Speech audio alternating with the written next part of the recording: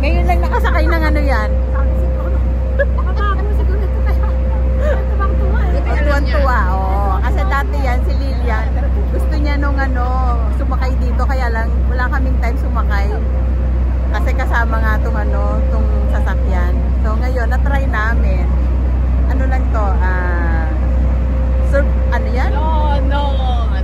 Ano yan? Ano yan? Oh, ngayon, masaya ka na, nakasakay na tayo. No plan. Parang biglaan lang. Diba? Bye! Enjoy our ride!